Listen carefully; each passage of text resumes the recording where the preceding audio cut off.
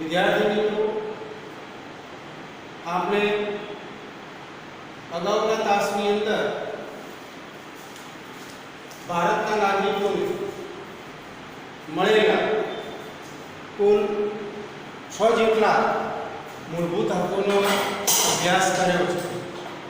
હવે હકો શા માટે છે? પહેલી વાત આપણે ચેપ્ટરની શરૂઆતમાં કરી કે ભાઈ નાગરિક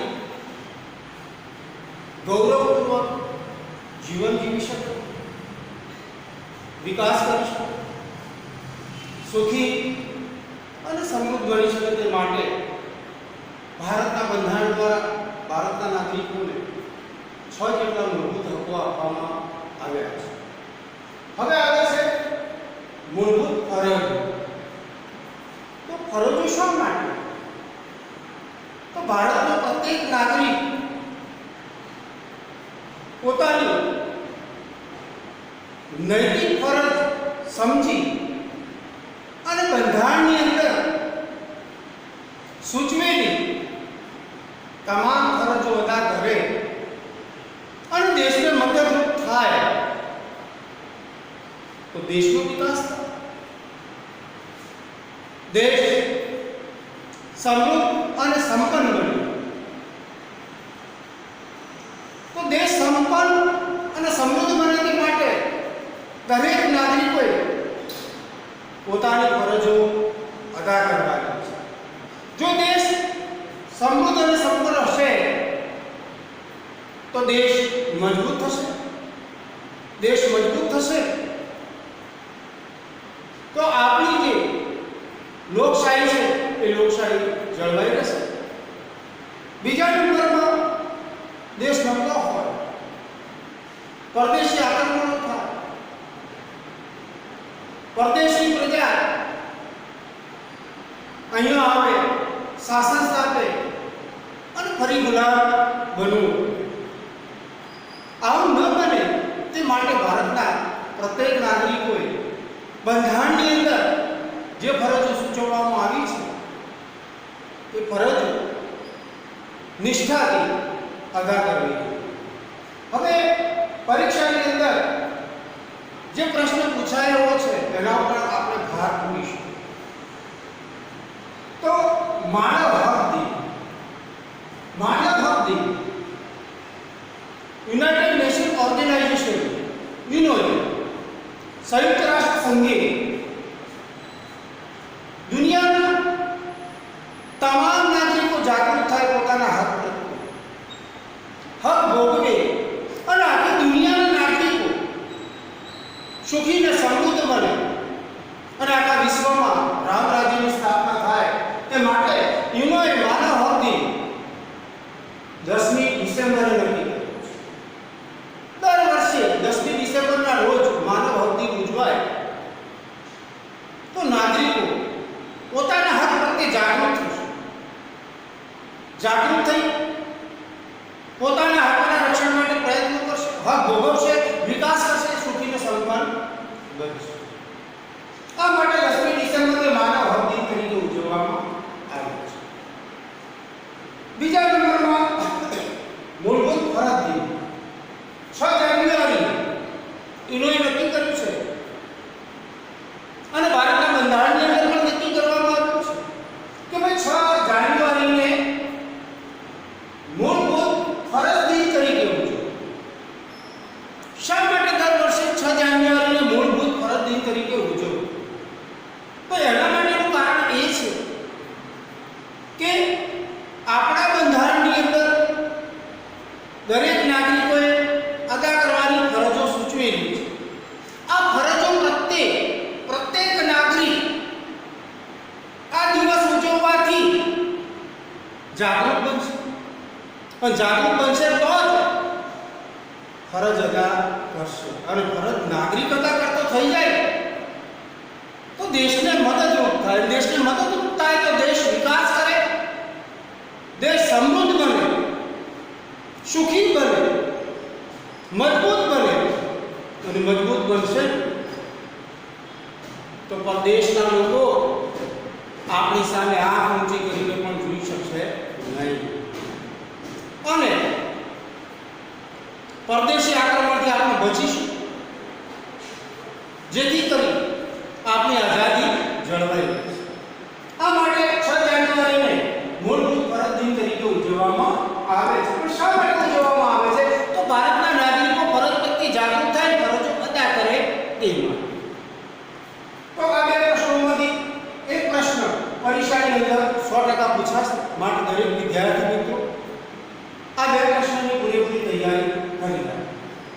હવે આપણે મૂળભૂત ફરજો, બંધારણની અંદર જે ફરજો સૂચવવામાં આવી છે તે ફરજો વિશે આપણે જોઈશું.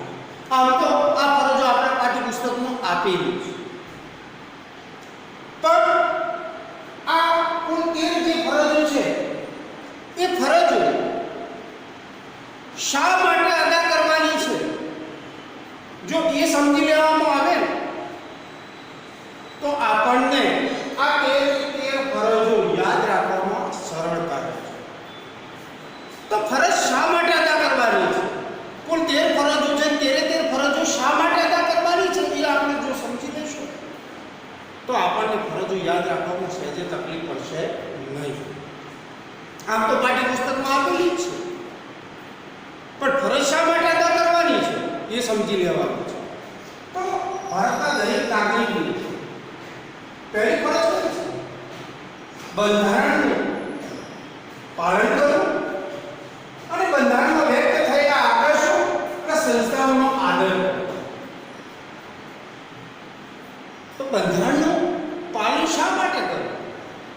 ભારતનો પ્રત્યેક નાગરિક બંધારણની અંદર જે નીતિઓ છે, જે કાયદાઓ છે, જે નિયમો છે એનું ફરજિયાતપણે પાલન કરવું. હવે ભારતનો પ્રત્યેક નાગરિક બંધારણની અંદર આપેલી તમામ બાબતોનું પાલન કરે તો દેશની અંદર શાંતિ, સલામતી અને ભારતનું સાર્વભૌમત્વ જળવાઈ રહેશે, એકતા અને અખંડિતતા જળવાય. પણ જો ભારતનો નાગરિક બંધારણની અંદર આપેલી તમામ બાબતોનું પાલન ન કરે તો દેશની અંદર અરાજકતા, અવ્યવસ્થાના અંધાધૂંધી ઊભી થશે. દેશની તાકાત તૂટશે, એકતા તૂટશે. પરદેશી આક્રમણ સાવ ન થાય તે માટે બંધારણની અંદર જે નીતિઓ મૂકવામાં આવી છે એ નીતિઓનું આપણે ફરજિયાતપણે પાલન કરવું. બીજા નંબરમાં વાત કરે છે સંસ્થાઓનો આદર કરવો. તો ભારતની અંદર કેટલીક એવી સંસ્થાઓ છે, રાષ્ટ્રપતિ ભવન, લોકસભા, રાજ્યસભા, વિધાનસભા, વિધાન પરિષદ, જિલ્લા પંચાયત, તાલુકા પંચાયત, ગ્રામ પંચાયત. આ સંસ્થાઓ થકી આપણા દેશનો વહીવટ ચાલે છે. પ્રત્યક્ષ અને કાર્યક્ષમ વહીવટ આ સંસ્થાઓ દ્વારા થાય છે. તેથી દરેક નાગરિકે ફરજિયાતપણે બંધારણની અંદર જે સંસ્થાઓ સૂચવવામાં આવી છે મેં કહ્યું તે પ્રમાણે એ બધી સંસ્થાઓનો આપણે શું કરવો જોઈએ? આદર કરવો. પરંતુ પ્રત્યેક નાગરિક આ સંસ્થાઓનો આદર કરશે તો આ સંસ્થાઓની અંદર કામ કરતા રાજનૈતિક માણસોને, કારોબારીના અધિકારીઓ પ્રત્યક્ષ અસરકારક વહીવટ કરવામાં સરળતા રહે. માટે આ સંસ્થાઓનો આદર કરવો. બીજા નંબરમાં રાષ્ટ્રગીત, રાષ્ટ્રધ્વજનો આદર કરવો. તો રાષ્ટ્રગીત અને રાષ્ટ્રધ્વજ આપણા પ્રતીકો છે. આઝાદી માટેના પણ પ્રતીકો ગણાય છે. રાષ્ટ્રગીત અને રાષ્ટ્રધ્વજના નેતૃત્વ હેઠળ ભારતના તમામ લોકો એક થઈ અને અંગ્રેજો સામે લડત ચલાવી અને છેલ્લે ભારતના નાગરિકોને સફળતા મળે છે ત્યારે ભારતને આઝાદી મળે છે અને ભારત સ્વતંત્ર બને છે. તો એ માટે તો આદર કરવો જોઈએ. પણ વર્તમાનમાં પણ આ બે પ્રતીકોના કારણે ભારતની અંદર એકતા અને અખંડિતતા જળવાય છે.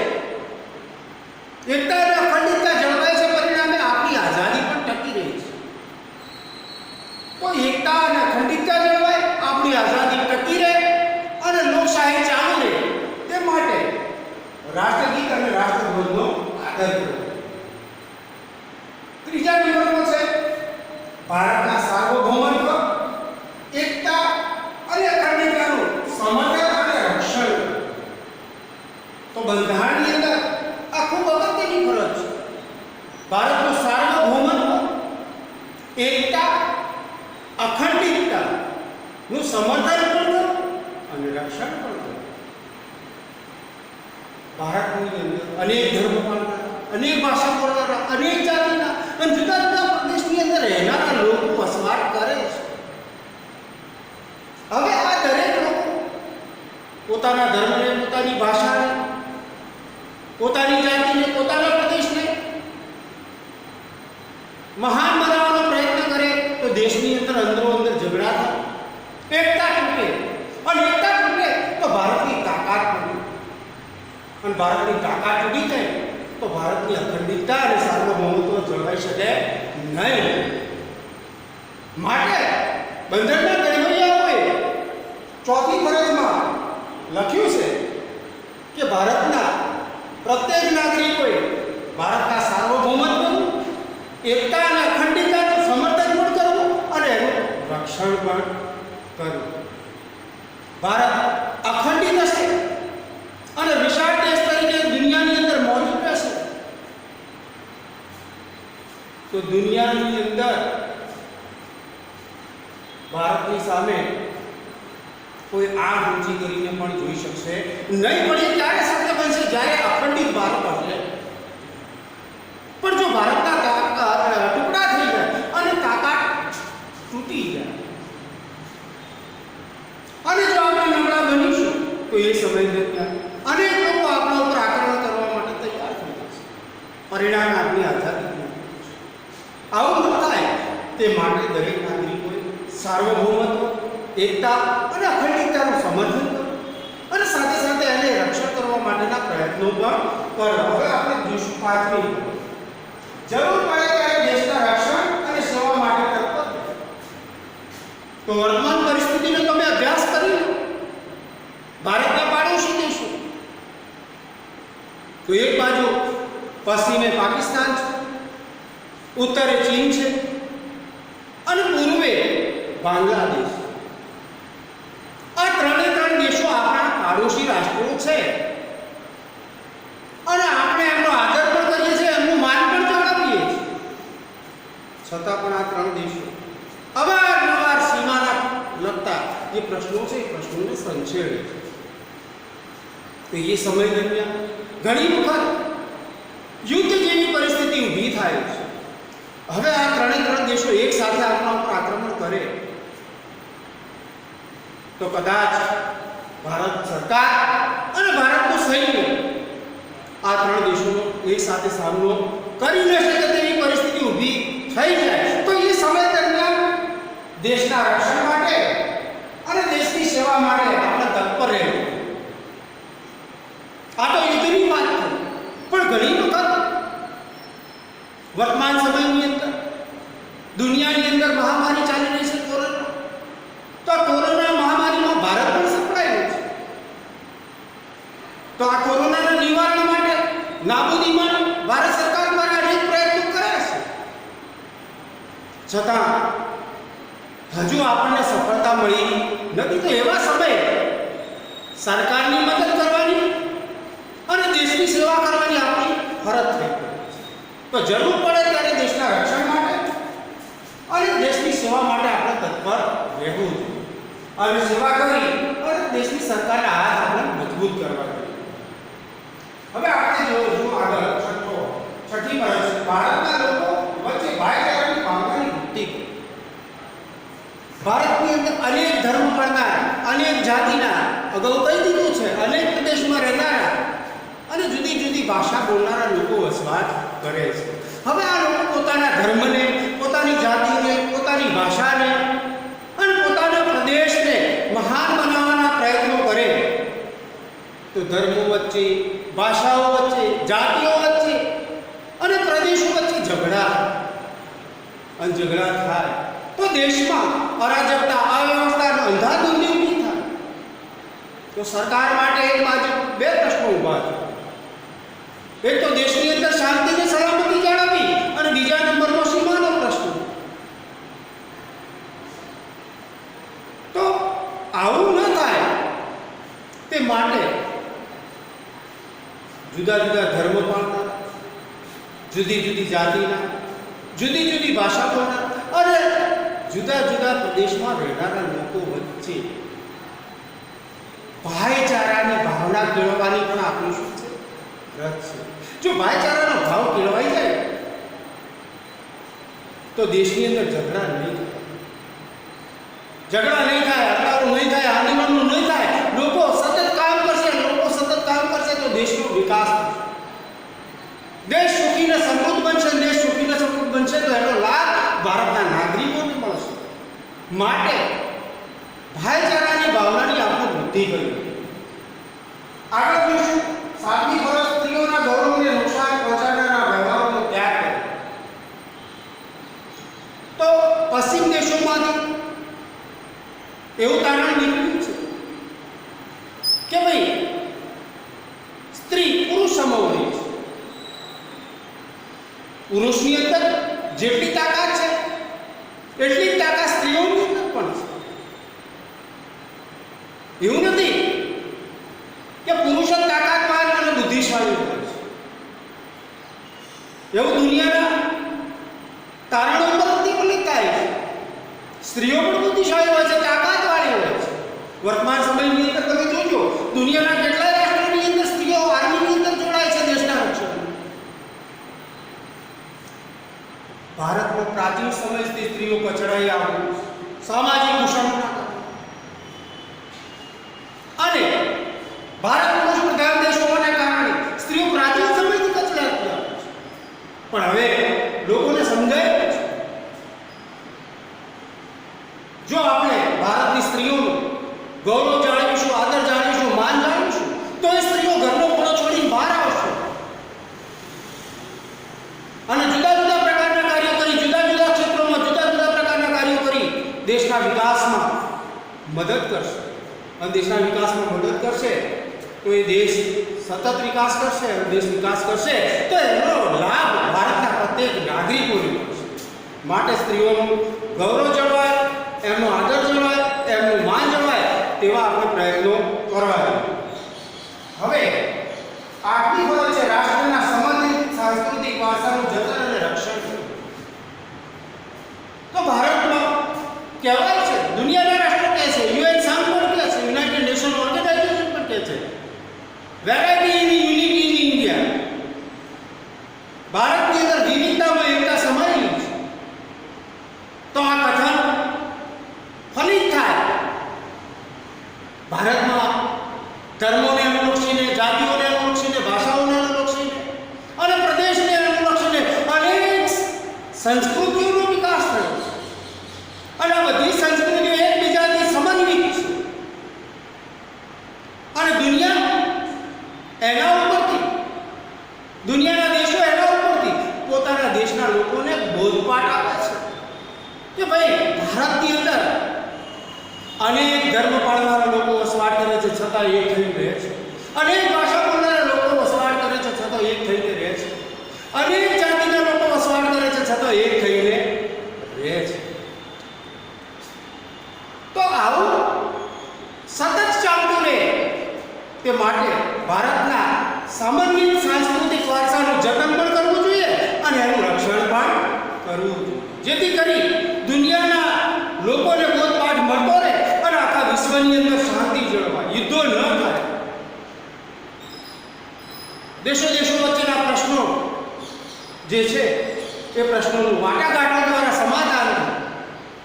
તે માટે આપણે દુનિયાને સાબિત કરીને આપવાનું છે કે ભાઈ અનેક સંસ્કૃતિઓનો વિકાસ થયો હોવા છતાં ભારતની તમામે તમામ સંસ્કૃતિઓ સમન્વયિત છે. તો એ સમન્વિત સંસ્કૃતિના વારસાનું જતન પણ કરવું જોઈએ અને એનું રક્ષણ પણ કરવું જોઈએ. હવે આપણે જોઈશું આગળ જંગલો, નદીઓ, સરોવરો, વન્યજીવો સહિત કુદરતી પર્યાવરણનું રક્ષણ અને પ્રાણીઓ પ્રત્યે અનુકંપા. જો જંગલો, નદીઓ, સરોવરો અને વન્યજીવો પર્યાવરણનો એક ભાગ છે. પરિવર્તન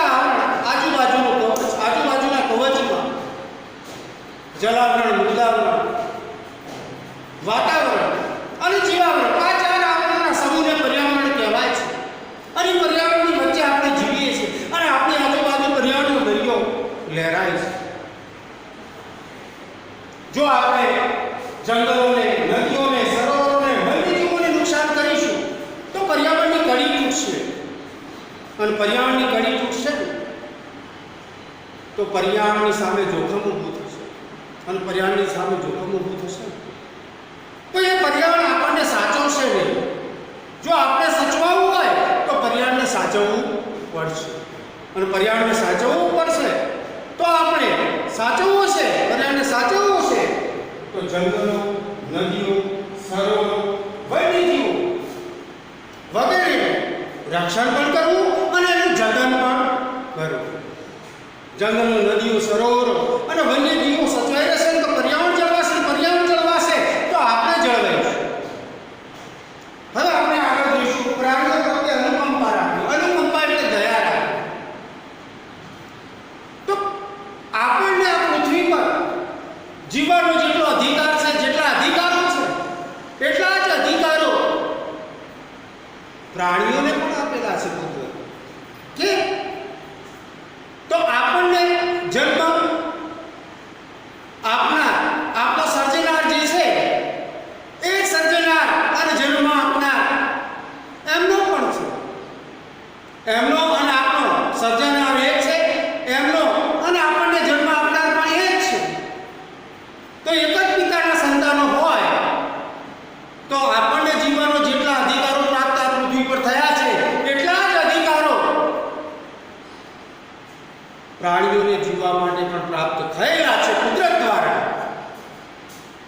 તો એ અધિકારોને આપણે જાળવવા જોઈએ. એ અધિકારોનું આપણે રક્ષણ કરવું જોઈએ. જો આપણે પ્રાણીઓના અધિકારો નહીં જાળવીએ, એમનું રક્ષણ નહીં કરીએ અધિકારોનું, તો આપણો સર્જનહાર નારાજ થશે. નારાજ થશે તો આપણે ક્યારેય સુખી બની શકીશું નહીં. માટે પ્રાણીઓ પ્રત્યે દયા ભાવ રાખવો, અનુકંપા રાખવી. અનુકંપા એટલે દયા. 10મી પદ છે વૈજ્ઞાનિક અભિગમ, માનવવાદ અને શોધ વૃત્તિનો વિકાસ. તો ભારતની અંદર તમે અભ્યાસ કરશો તો નિરક્ષરતાનું પ્રમાણ વધારે છે. નિરક્ષરતાનું પ્રમાણ વધારે હોવાને કારણે ભારતમાં શિક્ષણનું પ્રમાણ ખૂબ નીચું છે. અને ભારતની અંદર શિક્ષણનું પ્રમાણ ખૂબ નીચું હોવાના કારણે લોકો અંધશ્રદ્ધાના વહેમમાં જીવે છે. અને જો સુધી અંધશ્રદ્ધાના વહેમમાં જીવશે ત્યાં સુધી દેશનો વિકાસ શક્ય બનશે નહીં. તો ભારતના દરેક નાગરિક જો વૈજ્ઞાનિક અભિગમ કેળવે અને વૈજ્ઞાનિક અભિગમ કેળવીને આધુનિક જીવન જીવવાનો પ્રયત્ન કરશે, યંત્ર અને ટેકનોલોજીનો ઉપયોગ કરશે દરેક ક્ષેત્રોની અંદર, એ પછી ખેતી હોય કે ગમે તે હોય, દરેક ક્ષેત્રની અંદર વૈજ્ઞાનિક ટેકનોલોજીનો ઉપયોગ કરશે તો દરેક ક્ષેત્રનો વિકાસ થશે. દરેક ક્ષેત્રનો વિકાસ થશે તો દેશનો વિકાસ થશે. અને દેશનો વિકાસ થશે તો એનો લાભ એના નાગરિકોને મળશે. સાથે સાથે વાત કરીએ કે શોધ વૃત્તિનો વિકાસ કરવો. હંમેશા શોધ કરવા માટે પ્રયત્નશીલ રહેવું જોઈએ. આ દુનિયાનો વિકાસ શોધને આધારે છે. દાખલા તરીકે વીજળીની શોધ થઈ તો વીજળીના આપણને અનેક લાભો પ્રાપ્ત થયા છે. ટેકનોલોજીની શોધ, યંત્રોની શોધ, તો એનો લાભ દુનિયાના અને દુનિયાના લોકોને થાય છે. જીવન સુખમય બને છે. માટે શોધ વૃત્તિનો વિકાસ થાય તેવા પ્રયત્નો પણ આપણે સતત કરવા જોઈએ. કોઈને કોઈ નવી બાબતો શોધવા માટે ભારતના નાગરિકોએ સતત પ્રયત્નશીલ રહેવું. તો એનો લાભ આપણને તો મળશે પણ સાથે સાથે દુનિયાને પણ મળશે. છેલ્લે આવે છે જાહેર મિલકતનું રક્ષણ કરવું અને હિંસાનો ત્યાગ કરવો. તો કેટલીક જાહેર મિલકત એવી છે કે જાહેર મિલકત માત્ર કેન્દ્ર સરકાર અને રાજ્ય સરકાર જ કરી શકે. કારણ કે સરકારના હાથ લાંબા હોય છે. સરકાર ધારે કરી શકે છે. ઘણી વખત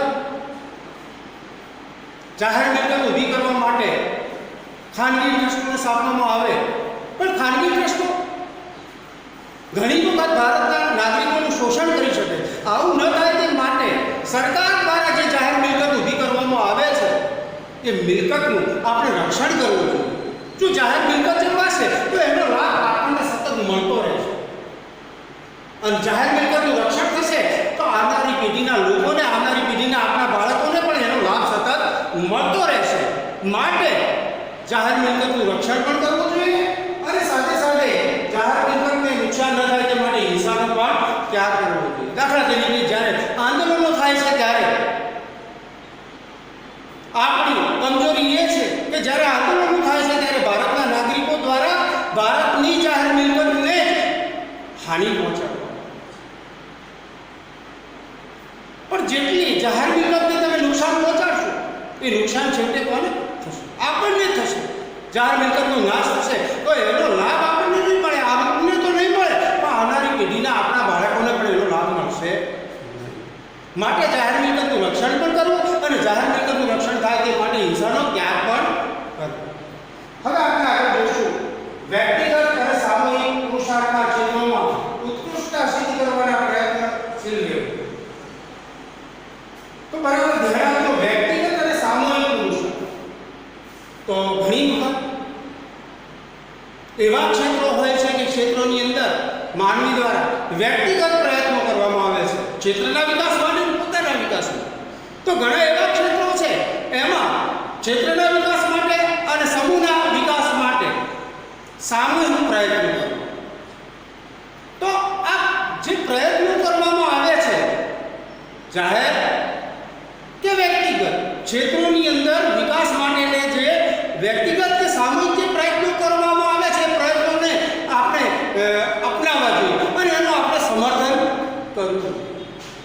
જો આપણે સમર્થન કરીશું, જો આપણે સમર્થન કરીશું તો લોકો વ્યક્તિગત પણ પ્રયત્નો ચાલુ રાખશે અને સામૂહિક પ્રયત્નો પણ ચાલુ રાખશે. વ્યક્તિગત અને સામૂહિક બંને જગ્યાએ પ્રયત્નો ચાલુ રહેશે તો એનો લાભ દેશને થશે અને દેશને મળેલો જે લાભ છે એનો લાભ છેવટે નાગરિકોને મળશે. એટલે વ્યક્તિગત કે સામૂહિક પુરુષાર્થ સતત પ્રયત્નશીલ રહેવું, એનું સમર્થન કરવું એ આપણી ફરજ છે. અને છેલ્લી ફરજ છે મફત અને ફરજિયાત શિક્ષણ પોતાના સંતાનોને આપવું. મફત અને ફરજિયાત શિક્ષણ પોતાના સંતાનોને આવો વાલીને ફરજ અદા કરવાનું બંધારણ કહે છે. શા માટે? તો ભારતના તમામ બાળકોનો સર્વાંગી વિકાસ થાય તે માટે ભારત સરકારે 1 થી 14 વર્ષના બાળકોને મફત અને ફરજિયાત શિક્ષણ આપવામાં આવે છે. કારણ કે ભારતની અંદર 23% લોકો ગરીબી રેખા હેઠળ જીવે છે. આ બાળકો આ માતા પિતા પોતાના સંતાનોને આવકનું સાધન માને છે ત્યારે ભણવા માટે મોકલતા નથી. એમને નાના મોટા કામ ધંધાઓની અંદર મોકલી છે અને નાના મોટા કામ ધંધાઓની અંદર મોકલે છે ત્યારે એમને શિક્ષણ મળતું નથી, જ્ઞાનથી વંચિત રહી જાય છે. પરિણામે એમનો ભવિષ્યનો વિકાસ થતો નથી. આ માટે સરકારે 23% લોકો જે ગરીબી રેખા હેઠળ જીવે છે એમના માટે ભારત સરકારે તમામ લોકો માટે શિક્ષણ મફત કરતી છે. તમે જુઓ બાળકોને ભણવા માટે કોઈ ફી લેવામાં આવતી, બાળકોને વિનામૂલ્યે પુસ્તકોનું વિતરણ કરવામાં આવે છે, બાળકોને વિનામૂલ્યે કપડાં આપવામાં આવે છે, બાળકોને વિનામૂલ્યે બપોરે ભોજન પણ આપવામાં આવે છે. અને બાળકો ભવિષ્યની અંદર બીજી સગવડો પ્રાપ્ત કરી શકે અને ભણતી વેળાએ સગવડો પ્રાપ્ત કરી શકે તે માટે સરકાર દ્વારા આવા ગરીબ બાળકોને શિષ્યવૃત્તિ પણ આપવામાં આવે છે. શા માટે આ બધા પ્રયત્નો સરકાર કરે છે? તો ભારતના તમામ બાળકોનો સર્વાંગી વિકાસ થાય તે માટે કેન્દ્ર સરકાર અને રાજ્ય સરકાર 14 વર્ષથી નીચેના બાળકોને મફત અને ફરજિયાત શિક્ષણ આપે છે. તો દરેક માતા પિતાની ફરજ છે કે ભાઈ પોતાના બાળકોને કામ ધંધો નહીં મોકલવા જોઈએ, એમને ભણવા મોકલવા જોઈએ. જો બાળકો ભણશે, શિક્ષણ મેળવશે તો જ્ઞાની થશે અને જ્ઞાની થશે, જ્ઞાન મળશે તો એ જ્ઞાનના આધારે એ જ બાળકો ભવિષ્યમાં પોતાનો વિકાસ કરી શકશે. હવે આપણે આગળ જોઈશું નવો મુદ્દો છે માર્ગદર્શક સિદ્ધાંત. તો ભારતના બંધારણના ચોથા ભાગમાં માર્ગદર્શક સિદ્ધાંતો આપેલા છે. તો ખાસ યાદ રાખજો ભારતના બંધારણના કયા ભાગમાં માર્ગદર્શક સિદ્ધાંતો છે? તો ચોથા ભાગમાં. હવે માર્ગદર્શક સિદ્ધાંતો બંધારણની અંદર કેમ સમાવવામાં આવે છે? વર્તમાન તેમજ ભાવિ કેન્દ્ર સરકાર અને રાજ્ય સરકારને દેશના વહીવટ માટે અસરકારક માર્ગદર્શન મળીને તે માટે ભારતના બંધારણની અંદર માર્ગદર્શક સિદ્ધાંતો આપવામાં આવ્યા છે. આ માર્ગદર્શક સિદ્ધાંતો માત્ર માર્ગદર્શન માટે છે. સરકાર તમે વર્તમાન કે ભાવિ સરકારને એ માર્ગદર્શક સિદ્ધાંતો અપનાવવાની ફરજ પાડી શકો નહીં. ફરજ તો ન પાડી શકો, પણ કોઈ સરકાર આ માર્ગદર્શક સિદ્ધાંતો અપનાવે નહીં તો એ સમય દરમિયાન તમે સરકારને કોર્ટની અંદર પણ લઈ જઈ શકતા નથી. આ સિદ્ધાંતો માર્ગદર્શન માટે છે, પણ કોના માર્ગદર્શન માટે આપણી આગળ તો હકો નાગરિકોના વિકાસ માટે, ફરજો દેશના વિકાસ માટે, અને માર્ગદર્શક સિદ્ધાંતો કોના માટે તો વર્તમાન તેમજ ભાવિ કેન્દ્ર સરકાર અને રાજ્ય સરકાર બંધારણમાંથી દેશનો વહીવટ કઈ રીતે કરવો, દેશનો અસરકારક અને પ્રત્યક્ષ વહીવટ કઈ રીતે કરવો એનું માર્ગદર્શન મળી રહે તે માટે બંધારણના ચોથા ભાગની અંદર માર્ગદર્શક સિદ્ધાંતો આપવામાં આવ્યા છે. અગાઉ આપણે મિત્રો નેક્સ્ટ પીરિયડની અંદર જોઈશું તો દરેક વિદ્યાર્થી મિત્રો પુસ્તકની અંદર પાઠ્યપુસ્તકની અંદર ફરજો તો આપેલી જ છે, પણ ગહન અભ્યાસ થાય, પ્રેક્ટિસ થાય તે માટે બોર્ડની અંદર જે મેં ફરજો બતાવી છે એ ફરજો તમારા નોંધપોથીની અંદર ફરજિયાત નોંધ કરજો અને એનો 1-2 વાર અભ્યાસ કરજો. અને ત્રીજા નંબરમાં આ ફરજો શા માટે અદા કરવાની છે એના વિશેનો પ્રયત્ન સમજવાનો કરજો તો તમને આ ફરજો યાદ રાખવાનું સહેજે તકલીફ પડશે નહીં. બીજા નંબરમાં આજે બે પ્રશ્નો છે, માનવ હક દિન 10 ડિસેમ્બર અને મૂળભૂત ફરજ દિન 6 જાન્યુઆરી. આ બેમાંથી એક પ્રશ્ન પરીક્ષાની અંદર 100% પૂછાશે.